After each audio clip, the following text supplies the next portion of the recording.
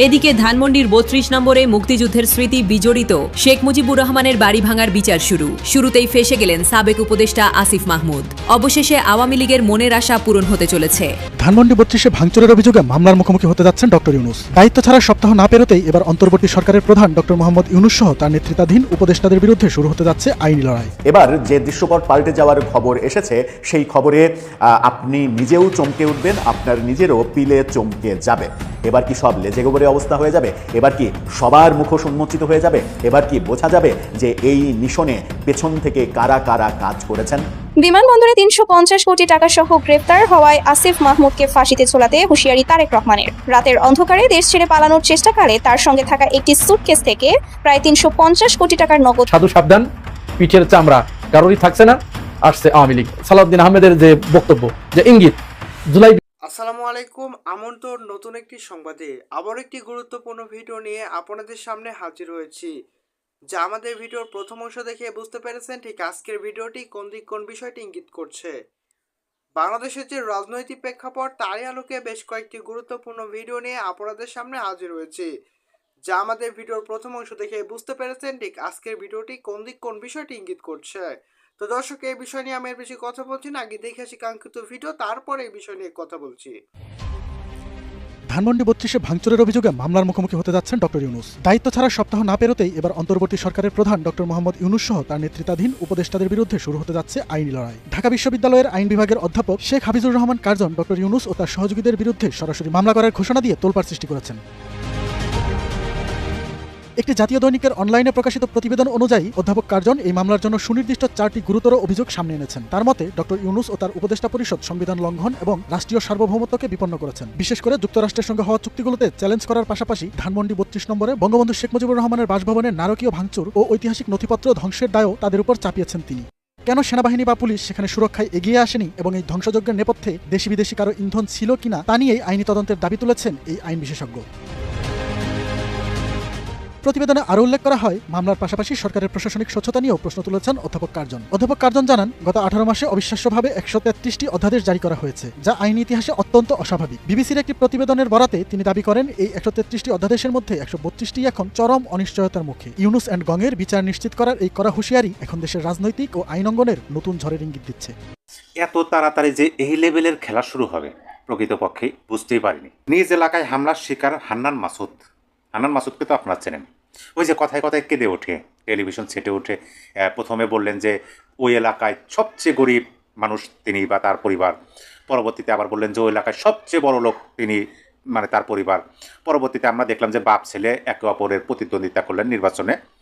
যাই হোক, হান্নান মাসুদ নির্বাচিত হয়েছেন, এমপি পদপ্রার্থী হয়েছেন। কিন্তু এই ঘটনা হচ্ছে 25শে ফেব্রুয়ারি 2026 দুপুর 3টা 8 মিনিটে আমার দেশ পত্রিকা এটা নিউজ করছে। এটা কিন্তু অন্য কোনো পত্রিকা না, আমার দেশ পত্রিকা। তার মানে কি, তাদের পছন্দের একটা পত্রিকা, তারা শিরোনাম করছে নিজ এলাকায় হামলার শিকার হান্নান মাসুদ। এখন নিউজটা আমি পরিপূর্ণ পড়লাম। নিউজটি আপনাদেরকে আমি পত্রিকা ভাষায় পড়ে শোনাচ্ছি না, সংক্ষেপে বলি।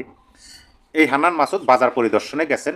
সেখানে যাওয়ার পরে বলা হইতেছে দুর্বৃত্তরা তাকে আক্রমণ করছে। পরবর্তীতে হান্নান মাসুদ রাস্তার উপর হাইওয়েতে বসে পড়ে এবং তা দাবি করে যে এইটার কি বলে, তাদেরকে আইনের আওতায় না আনা পর্যন্ত তিনি ওখান থেকে উঠবেন না। তাই করতে পারেন, এটা তাদের পুরাতন অভ্যাস, নতুন কোনো অভ্যাস না। যে কেউ কিছু করলো অথবা এটা ম্যাটিকুলাস ডিজাইনও হতে পারে, সেদিকেও আমি যাচ্ছি না। কিন্তু আপনি ভাবুন যে এত তাড়াতাড়ি এই লেভেলের খেলা শুরু হয়ে গেল।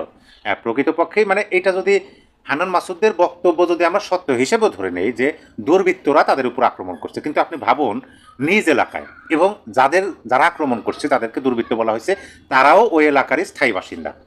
তাইলে নির্বাচন হলো 12ই ফেব্রুয়ারি, ঘটনা ঘটলো 25শে ফেব্রুয়ারি, মাঝখানে 12 দিন। এরকম নবনির্বাচিত একজন সংসদ সদস্যের উপর এরকম হামলা চালালে এই প্রশ্নটা কিন্তু আমরা মানে তুলতেই পারি যে তাহলে তার জনপ্রিয়তা আদৌ কি আছে ওখানে? কারণ যদি প্রকৃত ভোটে নির্বাচিত হয়ে থাকেন, তাইলে এই যে হাজার হাজার আপনি লক্ষাধিক ভোট পেলেন, এই ভোটের ভোটাররা তো মানে আপনার জনপ্রিয়তা তো ওই অঞ্চলে বেশি থাকার কথা। যারা পরাজয় বরণ করছে তাদের তো জনপ্রিয়তা আপনার মতো থাকার কথা না। তাইলে আপনি জনপ্রিয়তাও শীর্ষে, অথচ আপনার উপরই হামলা হলো নিজ এলাকায়। এই প্রশ্ন সন্দেহটা কিন্তু দেশের মানুষের মনের মধ্যে সৃষ্টি হবে যে আদৌ ঘটনা কি। একজন জনপ্রতিনিধির উপর এইভাবে হামলা, সেইটা মানে কি আপনারা কি তাহলে দুর্বল? প্রশ্ন আসে। একটা বিষয় আপনাদেরকে বললাম, অবশ্যই এই বিষয়ে আপনারা কমেন্ট বক্সে লিখে জানিয়ে দেবেন। আর একটা বিষয় আপনাদেরকে বলি, গতকালকে এই বিষয়ে আমি একটা পূর্ণাঙ্গ ভিডিও করেছি, পত্রিকার ভাষাতে আমি পড়ে আপনাদেরকে শোনানোর চেষ্টা করছি যে আওয়ামী সভানেত্রী প্রকৃতপক্ষে কী কথাগুলো বলছেন। কিন্তু দেখেন সব জায়গাতেই এর অন্য লেভেলের, মানে কোন খেলা যে চলছে কোন লেভেলে কে জানে, এরকম ওই যে গানের মতোই, মানে এই লেভেলের খেলা শুরু হবে এত তাড়াতাড়ি। দেখেন আমি ভাবছিলাম যে নির্বাচনটা হয়ে গেলে একটা নির্বাচিত সরকার আসবে, যখন মততন্ত্র থাকবে না, ধীরে ধীরে এরকম যে যখন এখন যেমন আমরা দেখতেছি যে আওয়ামী লীগের বিভিন্ন কার্যালয় খোলা হইতেছে, জাতীয় পতাকা, মানে ধীরে ধীরে সক্রিয় হওয়ার চেষ্টা হইতেছে। কিন্তু গতকালকে যে নিউজটা আপনাদেরকে শোনাইছি, প্রকৃতপক্ষে সেই নিউজটা আমাদেরকে এই বার্তায় দেয় যে সময় ক্ষেপণের মানে সময় নাই। আপনি যে সময় নিয়ে কাজ করবেন সেই সময়টা আর নাই। একযোগে আপনি ভাবুন তো যে সারা বাংলাদেশের 64টা জেলাতে আপনার 300টি আসনে 300 প্রার্থী এবং পাশাপাশি কেন্দ্রীয় নেতারা যে যেখানে আছেন, যেভাবে আছেন, ধরেন বিভিন্ন ধরনের মামলায় জর্জরিত, মানসিক এবং অন্যান্য প্রস্তুতি, অর্থাৎ সকল ধরনের প্রস্তুতি। আপনি যদি আত্মসমর্পণ করতে চান, আপনাকে যদি আমরা তো দেখলাম যে আত্মসমর্পণ করলো, একজন নেতাকে জামিনে মুক্তি দেওয়া হলো, কিন্তু ধরেন আত্মসমর্পণ করতে গেছেন কিন্তু জামিন দেওয়া হয় নাই, হলো না, তাইলে কি ওইখানেও কিন্তু প্রস্তুতির দরকার আছে। আপনার পোশাক পাতি, বিয়ের খেতা বালিশ, যাই হোক, এগুলোর কিন্তু প্রয়োজন আছে। মানসিক এবং অন্যান্য সকল বিষয় প্রস্তুতি নিতে বলা মানে এটার ইঙ্গিত হলো যে সমগ্র বাংলাদেশের প্রতিটা অঞ্চলের প্রতিটা আসনের প্রতিটা জনপ্রতিনিধি বা আওয়ামী লীগের নেতা তারা একযোগে মাঠে নামতে শুরু করতেছে, একযোগে। আপনি এই বিষয়টা ভাবুন যে শেখ হাসিনা তিনি আত্মসমর্পণ করেন, হ্যাঁ ধরে আনেন, গ্রেপ্তার হলো শেখ হাসিনা, ওবায়দুল কাদের, হাসান মাসুদ, তারপরে আব্দুর রাজ্জাক, তারপরে আপনার বাহাউদ্দিন নাসিম, আরও যারা আছেন, রেজাউল করিম, নফেল, আরও যারা আছেন, মানে সমস্ত নেতৃত্বস্থানীয়, একেবারে কেন্দ্রস্থানীয় নেতৃত্বে দেওয়া নেতাগণ একযোগে নামলেন। তাহলে বিষয়টা কী হবে? আর এর মধ্যে যদি একটা ব্যতিক্রমী ঘটনা ঘটে যায়, যেমন ধরেন আপনার মাশরাফি বিন মুর্তজা, তিনি একেবারে এখন ঘরবন্দি আছেন, গৃহবন্দী বলা যায়, তিনি উন্মুক্ত হলেন। সেলিনা হায়াত আইভি, তিনি জামিনে মুক্ত হলেন। তারপরে ব্যারিস্টার সাইদুল হক সুমন, তিনি জামিনে মুক্ত হলেন। অপরদিকে ওই যে শিবলি সাদিক, মানে এই যে সেলিব্রিটি যারা আছেন, যাদেরকে পুরো বাংলাদেশের মানুষ খুব ভালোভাবেই চেনেন, তারা ধরেন মুক্ত থাকলেন। আর অন্যান্য যারা ইতিপূর্বে অ্যারেস্ট হন নাই, নতুন হলেন, তারা থাকলেন, জামিন দিলেন। এইভাবে যদি পরিস্থিতিটা হয়, তাহলে ক্যামেরার ফোকাস থেকে শুরু করে সকল দিকে মানে পরিবেশটা কি হতে পারে আপনি একটু ভাবুন তো। মানে এত তাড়াতাড়ি এরকম পরিবেশ সৃষ্টি হবে, আপনার মানে এটা কি কল্পনার মধ্যে ছিল? হয়তো বা আমি 2 দিন আগে বা 7 দিন আগে কথাগুলো বলতেছি, কিন্তু এরকমই তো ঘটবে। আমি তো এই নিউজটা আপনাদেরকে দিচ্ছি যে ব্যারিস্টার সাইদুল হক সুমন কারাগারে থেকেই তিনি আইনজীবী সমিতির নির্বাচনে লড়াই করতেছেন। তাহলে যদি তিনি নির্বাচনে জয়যুক্ত হন, তাকে তো আর কেউ আটকে রাখতে পারবে না। তিনি একজন প্রতিনিধি হবেন, তিনি জামিন অবশ্যই পাবেন। এবং পাশাপাশি আপনি দেখেন বর্তমানে বাইরে আছে কারা। আপনি যদি বঙ্গবীরের কথা ধরেন, বঙ্গবীর কাদের সিদ্দিকের কথা ধরেন, লতিফ সিদ্দিকের কথা ধরেন, তারপরে আরও যারা আছেন বাইরে, এখন কেউ তো এখন মানে সবাই তো চুপ, অ্যাক্টিভ না। সবাই সকল জায়গা থেকে যদি অ্যাক্টিভ হয়, তাহলে ভাবুন পরিস্থিতিটা কোন দিকে কীভাবে যেতে পারে, লেভেলটা কোন পর্যায়ে উঠতে পারে। মানে এত তাড়াতাড়ি এই লেভেলের খেলা যে শুরু হতে যাচ্ছে, আমার মনে হয় যে এইটা প্রকৃতপক্ষে অনেকের কল্পনার মধ্যেও আসে নাই, যেমনটা আমিও বুঝতে পারিনি যে এইভাবে শুরু হবে। যারা এতদিন আওয়ামী লীগ আতঙ্কে ঘোরাফেরা করতো, তারা অলরেডি নিজ এলাকায় চত্থাপুর খাওয়া শুরু হয়ে গেছে, প্রতিনিধি হওয়া সত্ত্বেও। এবং পাশাপাশি এরকম উদ্যোগ, এবং বর্তমানে যারা শাসক গোষ্ঠী আছেন বা সরকারে আছেন, তারাও তো যে নমনীয়তা দেখাচ্ছেন, তাতে তো একটা বহুদলীয় গণতন্ত্র এবং দেশের মধ্যে কি বলে যে প্রধান 2 রাজনৈতিক দলেরই যেন বিচরণ থাকে। তাদের কথাবার্তা শুনলে এরকমই বোঝা যায়। আর যদি সত্যি এরকম হয় অতি শীঘ্রই, তাহলে ওই সমস্ত রাজাকারপন্থী দেশবিরোধী মতাদর্শের যে মানুষগুলো, জানি না মহান আল্লাহ পাক কি লেখা রাখছে।